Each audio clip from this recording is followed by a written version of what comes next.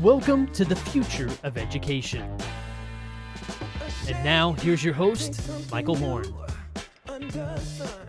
Welcome to the future of education. I'm Michael Horn, and I am extremely excited by today's conversation because we're living in this world right now where we're seeing a flourishing of more flexible schooling options for kids in a variety of formats from a variety of actors that really transcend the one-size-fits-all history, if you will, of how schooling has always been done, and the sense that it has to fit in a specific box with particular hours and a limited of flexibility and so forth.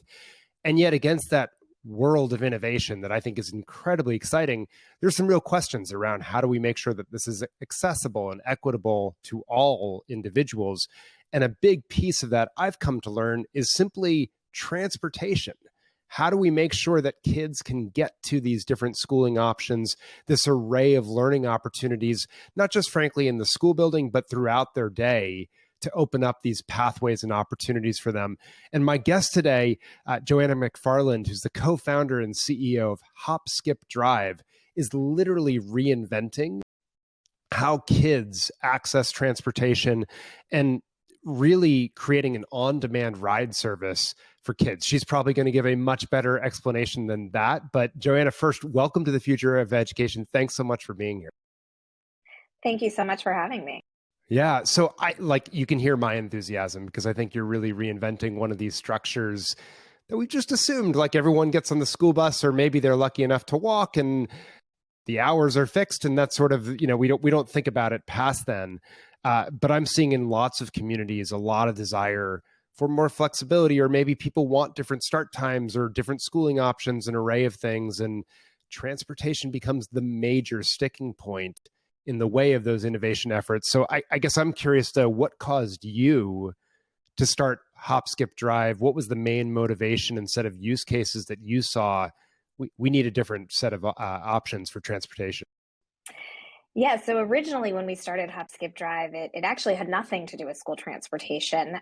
It really had to do with creating options for full-time working moms and families like mine who were really struggling to just make the just logistics of running a family work. I was, trying to figure out how to get my son to karate on Thursday at 3:00. And I came together with two other women. We are all moms. We have 8 kids between us, and we were just dying. And we figured, and those 8 kids went to 5 different schools. And so we were all just really struggling with how to get them to school, how to get them to after school activities, how to maintain our jobs, how not to, run out of work at 3:00 to make this all happen.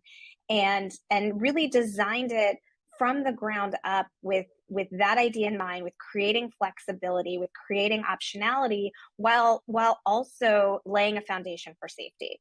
We asked ourselves from the beginning, what does this need to look like for me to put Jackson or Sam in a HopSkipDrive? What do I want to see as a parent? And how do you devise and design a system and a technology that is designed around the idea that the person in the vehicle is not the person who arranged the ride, may or may not have a phone, and is a little bit more vulnerable. And that's really where it came from. We started as a consumer business. We pretty quickly realized that there was this world of school transportation, and that it was a very large world, and that it was really broken even before COVID, that it was not efficient, and that there were, we started with some of the hardest to serve students, students experiencing homelessness, students in the foster system, and students with special needs, whose IEP included transportation to a different school. So these are kids who don't fit neatly on a school bus route, or kids who are highly mobile and moving frequently.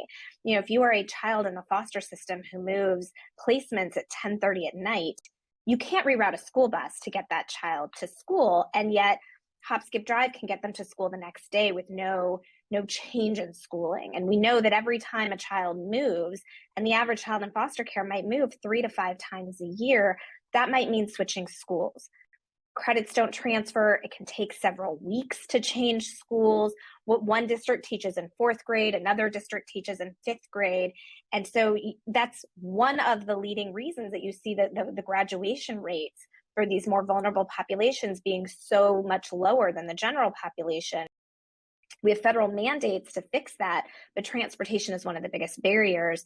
And a service like HopSkipDrive really helps districts provide transportation for those hardest to serve students in a really flexible and way that gives districts tools to solve all of these challenges. What we have seen post-COVID with greater, much more exacerbated bus driver shortages is districts are struggling with all of their transportation.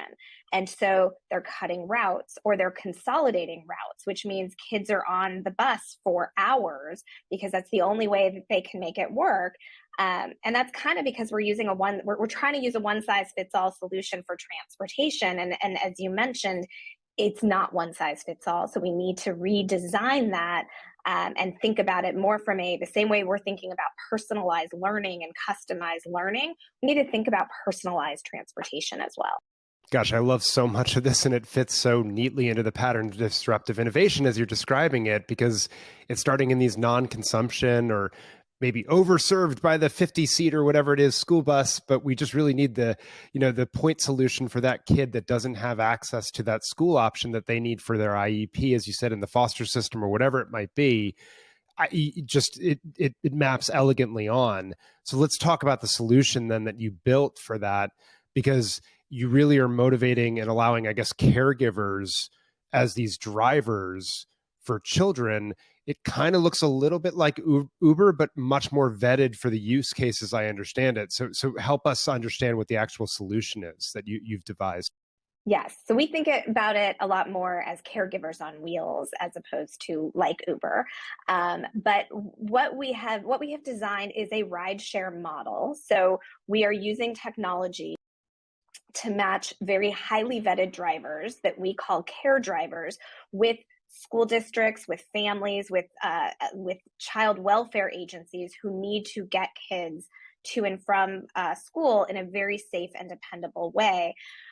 We call them care drivers because care drivers have to have 5 years of caregiving experience. So they are parents, they are nannies, they are former school lunch aides or former teachers. We have a lot of retired bus drivers. We have nurses. These are people who live in their community, who want to earn a little extra money, doing that in a way that is flexible for them. They don't want to drive late at night. They don't want to drive drunk people.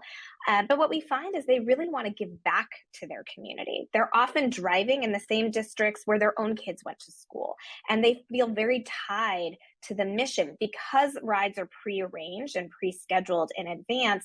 And because by definition, these rides tend to be, they change a little bit, but they're recurring, right? Maybe you're driving the same child. They start to develop relationships and they start to, they talk about, oh, Sophie is my Tuesday morning ride, and I'm so excited to hear how she did on her history test. Like they provide a little bit more empathy than maybe a taxi driver. And the dirty secret of the school transportation industry is we're using a lot of cabs today for some of our most vulnerable populations. And so we're bringing caregiving and empathy and providing flexible income opportunities to the community to help solve the district's challenges and the community's challenges of making sure kids can get to school. On the other side, we're providing school districts with technology that allows them in a very easy way to see, they understand they know who the care drivers are in advance. They can book rides, edit rides, manage rides. They can see those rides live in real time. Parents can use the app, and so parents can see where kids are live in real time. You order a pizza, you can literally watch that pizza get made and delivered to your house, and you know where it is at all times. We should know where our kids are too. And so with HopSkipDrive, you can do that. What we see is that also cuts down on the phone calls and the emails that a district is getting from transportation on up to the superintendent. Where is my car? Where is the driver? Is my kid going to get to school on time? Is the bus going to show up today? Like with HopSkipDrive, you can see all of that. And so it really gives peace of mind to parents, to the district transportation operators, and frankly, to the superintendent whose phone stops ringing. Wow. So I'm learning so much. I love these conversations. So if I'm a district, I suspect a lot of districts are saying we need these more flexible options. They're probably coming to you in some cases. Where are you seeing the most traction right now? Is it at a state level? Is it the district level? What kind of districts? Give us a picture of where the usage is right. Yeah, our partnerships are usually at the district level. So we are seeing a lot of outreach from districts. We're also seeing a lot of outreach from child welfare agencies and from nonprofits who are tied to the district in some way, shape, or form, providing, as we talk about um, extended learning opportunities and real world opportunities and things outside of school, CTE, right? Like a lot of those opportunities have a big transportation component, and often kids are going in multiple directions. Think about a great internship program that a school designs, right?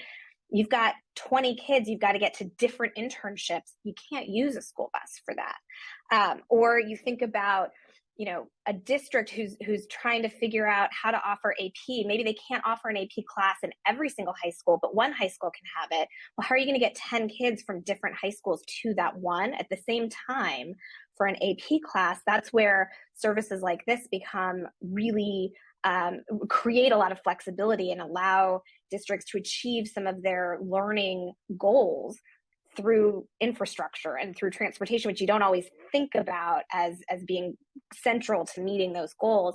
So we're getting a lot of outreach from districts, and we're seeing a lot of innovation in this space, and we're seeing people really start to realize that they have to think differently to solve some of these problems. So one other question just to follow up on that, which is, are you seeing districts, they still have their contracts with the school buses? Those are probably smaller than they used to be because of the challenges with the shortages and so forth. And then they're also taking a contract with HopSkipDrive to fill in these point solution, flexible, et cetera, use cases that really round out, or are they going all in on HopSkipDrive? What's the range of models and how are they paying for that? Yeah, we very much complement the yellow bus. We are not getting, we are not replacing the yellow bus. That's not our intention. And it's interesting, 2/3 of districts actually own and operate their yellow bus fleet. So a lot of our customers own and operate their own fleet as opposed to contract out. Many of our customers also contract out. But they're using us as a complement to that. And some of our more innovative districts are really starting to think in a much more holistic way. And we are helping them really think about, what does your fleet size need to look like? How many buses do you need? How many drivers do you need? Because we're operating in this world of shortages. But when you think about it as a utilization problem, maybe the number of bus drivers that we have is actually sufficient. Maybe we can think about this a little bit differently, save money and use that money to increase bus driver salary and retain the ones that we have. If we just think about this in a slightly different way, as you think about a world of electrification and a world of sustainability, knowing what kind of fleet size you need is actually really important, because districts probably need a smaller fleet than what they have today, and they need different size fleets. When you complement with smaller vehicles and when you create a multimodal approach to this, that can really also help not just your operating costs on an annual basis, but your CapEx investments in electrification, and can maybe help some districts accelerate that path because they actually need a smaller fleet and a different size fleet than what they have today. Love it. Leaner, greener, and it starts to transform, frankly, strategy across the district as well, because now you can think about all your options in concert in a variety of ways and start to manage differently. It seems like the opportunities are limitless. I'm curious, like, where are the barriers to this growing? And I'll just say, I'm in Massachusetts, my district right now having a fight over school start times for elementary schools. And I was like, why don't you have flexible school start times, micro schools within the schools? Because and you could use a service like HopSkipDrive for those families that wanted to opt in to, say, the later start time, because I get it, the buses are challenged. That's not going to be the solution that scales. Where are you seeing the barriers, though? Like, why can't my school district contract with you? Yes, no, I think it's such a great example. Bell times, I think, are one of the bigger challenges that districts are trying to figure out. And you have all this research saying that starting high school later is better for kids. And the reason that we're letting infrastructure drive our decision making when we should be thinking about what is best for kids and now how do we solve this. And I think I think that one of the barriers is that people have thought about transportation the same way for 50 plus years, and they have thought about the school bus as the only way to get kids to school for 50 plus years. And so when you look at regulations at a state level or policy, it's really designed with a 12-ton yellow school bus vehicle and a driver who is trained to drive that vehicle. And Massachusetts is a great example. I remember last year when school reopened, Massachusetts had to call in the National Guard to drive vans to get kids to school because they had such a driver shortage. Massachusetts has regulations that say that only a type, I think it's called a 7D vehicle, can drive kids to school. So what that means is a vehicle that has the school bus signage on top of the vehicle. The driver has to have a certain endorsement on their license that is not quite a commercial driver's license, but pretty close to a commercial driver's license, and has a lot of rules that were originally designed for safety in mind when driving a school bus, but don't necessarily make sense given technologies available today and options available today. We talked about care drivers want flexibility. They want to find income opportunities in and around their regularly scheduled lives. They're not going to put a massive school bus sign and lights on top of a Prius, right? They're just not. But with all of the safety features that we have and all of the technology that we have underpinning safety, we have shown that they are very capable of getting kids to school in an incredibly safe way. In over 20 million miles, we have had 0 critical safety incidents. And we like to approach safety from a position, we are relentless, we are innovative, and we are proactive when it comes to safety. We like to think about what are the concerns we have around safety? How do we approach those concerns using technology? We talk about the GPS tracking and the transparency and visibility. We have a safe ride team that is monitoring all rides live in real time with a series of proprietary alerts and technology that we have built. We have telematics that is in the app detecting driver behavior. So we can actually see erratic driving or using your phone, which the largest reason for accidents and injuries is distracted driving and device usage. So how do we use tools available today to innovate on safety, not just checking the box to rules that were written, maybe several years ago with different vehicles and different drivers in mind, and not asking, we like to ask, why are those rules there? What are they trying to solve? How can we solve those rules with a model that works and gives districts the optionality and the flexibility that they need? I love it. It's a shift from thinking about the inputs, right, for their own sake, not forgetting the reason that they were put in place in the beginning, to a real shift to focus on the outcomes that we want to see, in this case, safe transportation to the place of destination on time and flexible, in this case, for each individual. So I'm just curious, to drill into this, and I'll use an analogy which may or may not fit here. But, Southwest Airlines, when they disrupted the airline, traditional carriers back in the day, they started by just flying point-to-point routes, basically within Texas, where the regulations did not touch because they were within a state. And then they built up their safety track record and frankly, their consumer power as well, and dollars. And then were able to go to the federal government and do the deregulation and re-regulation effectively of the airline industry. But they did it, I guess, essentially by going around the regulations. So that's one pathway to transforming. It seems like maybe you have an avenue to do that on the direct to consumer, but I imagine once you start contracting with districts, that gets a lot harder, I would think. So what are the sorts of changes or places in the regulation are you sort of working on to get started in states? Yeah, I think it is a great analogy. We're not doing interstate transportation, so it's a little bit different. But I think we start in states where we can operate our model within the regulations. We've always taken a very collaborative approach with policymakers and regulators. Again, with the approach of thinking about what are we trying to solve? here's a way we can solve it that works with our model and addresses these concerns. It looks a little different, but here's how we do it. And by the way, we hold ourselves very accountable. We are the only ones in the student transportation space that publish our safety data every single year. We put out a safety report. So we really, we're putting our money where our mouth is. We actually think everybody should do that, because that's how you actually improve on safety. And then you can start to get apples to apples data. But so we do things like that. We do things by going above and beyond and publishing our data. We also do things by starting in states where we can do this so that we can create track records.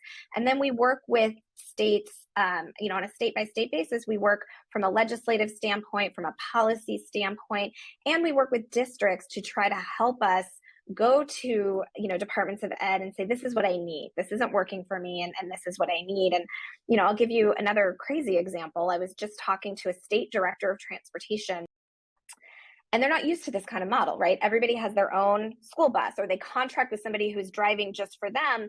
And so in their state, each school district has to do a background check on anybody who is driving for that district. And so what that would mean is, if we were to go into a city in that state, and let's say there's 10 districts in that state, a care driver would have to undergo 10 of the exact same background checks in order to be able to be on our platform to do rides in that city, because they might be working with different school districts. Whereas we do background checks, we do fingerprinting, we do all of those checks on our own and have a clearinghouse. But because of the way that the rules were written long ago, that's what that state would require. And I tried to point, in conversation, the director admitted to me, he's like, it doesn't make any sense. It actually creates way more burden on the districts and on us in the Department of Ed. And I said, so how do we change it? And he just kind of looked at me, because he didn't know the answer to that.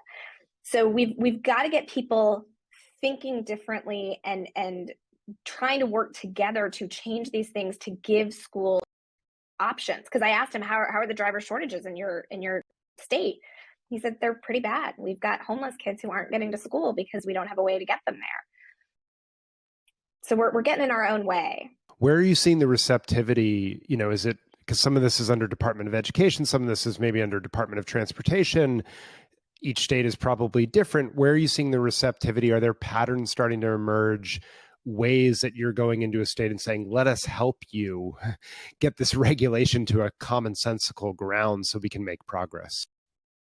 We are seeing that. Most of this is at the state level, because the federal Department of Ed and the federal Department of Transportation don't really regulate this at the federal level. It really is all state by state. And so, we try to work very collaboratively with each state. We try to identify where do we want to go, and then well in advance of going there, start to work with folks both on the legislative side and the policy side to get those changes made to allow us to go. And we use, we get transportation directors from existing markets to speak on our behalf, to talk about the difference that we've made in their district. We have school board members who have talked about the difference that we have made in their district and how much they've seen things change. And so we try to show by example, and show districts that you can do these things, again, if you're willing to think a little bit differently. So last question as we start to wrap up, which is, in certain states, there's education savings accounts starting to boom and micro grant programs, and we're seeing microschools and all these very sort of small, flexible, irregular, if you will, options start to abound for a lot of kids. I imagine transportation is a major question to those being able to grow and serve a variety of students. In those sorts of states, are you seeing traction there? Where's the point of contract when you're doing, those sorts of arrangements? And what's your sense of where all this goes in this world where we're seeing this fragmentation and a lot more choices for families right now? Yes. It's a great question, because choice isn't choice if you don't have a way to get there. And we see over and over and over again, parents would choose a particular school for their kids, but they don't enroll in that school because it's across town, or it requires 2 hours on a public bus, or, they just can't get their kids there. And we've seen a lot of innovation in this. Arizona has been doing a lot of really innovative things, and they have a $20 million transportation innovation grant program. They actually just launched the second one of those. So they allocated at the state level $40 million of innovative grants that school districts could apply for, charter schools could apply for. Phoenix itself is very, like over 50% of the kids in Phoenix, I think, go to a school that is not their home school. And so these grants are designed, they've recognized, hey, we need to do something about transportation. And they've seen a lot of really exciting things come from those grants. Some school districts are solving the problem themselves, or creating carpooling apps for parents. Several districts are working with us. We're creating a really great hub and spoke model. So it's a way of working with the bus, getting a bunch of kids from disparate areas to a bus stop to fill up that bus on its way to school. We're working with Tolleson Unified and Tolleson Union District in Phoenix on that. We're working with a number of districts there on helping them try to think about their driver shortage. So there are states and there are areas that are being incredibly innovative and trying to realize, or trying to think through, how do you solve these things in a slightly more real-time way, but really, how do you just get more efficient, more flexible? Because what that means is you're going to reduce time in transit, you're going to get kids to school on time and ready to learn, and you're going to open up so many more opportunities for kids. Just think about after-school programs. How many kids don't participate in after-school programs because there's no late bus to get them home? Right? Or the late bus is at 3, but football practice ends at 4. So if you think about, you might have a bus that is full in the morning, but in the afternoon is empty because kids are doing different activities. So when you start to think about that, you can open up so many opportunities, both inside and outside the classroom, just thinking a little bit more holistically and a little bit more creatively. Gosh, I'm learning a ton here. I'm loving this. Last question as we wrap up, which is just an open-ended one, which is, what else should we know about this burgeoning space that you all are creating, in essence, and what should I have asked? I think we will continue to see a lot of change coming as districts are really being forced to address this, because they're really starting to bump up against, like, we just can't solve this with our current way of thinking. And so I think, one of the questions is how can we bring this to our state? How can we bring this to our school?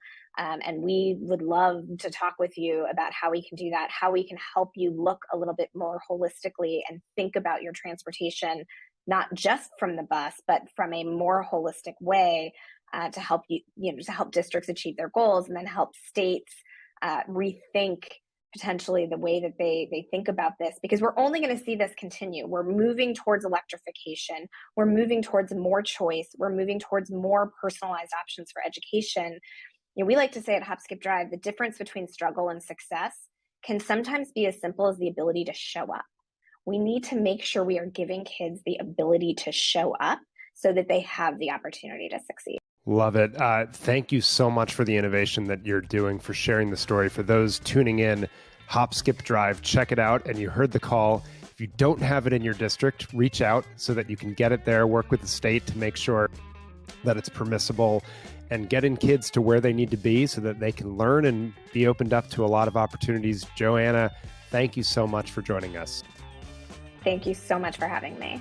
And for all those tuning in, we'll be back next time on The Future of Education.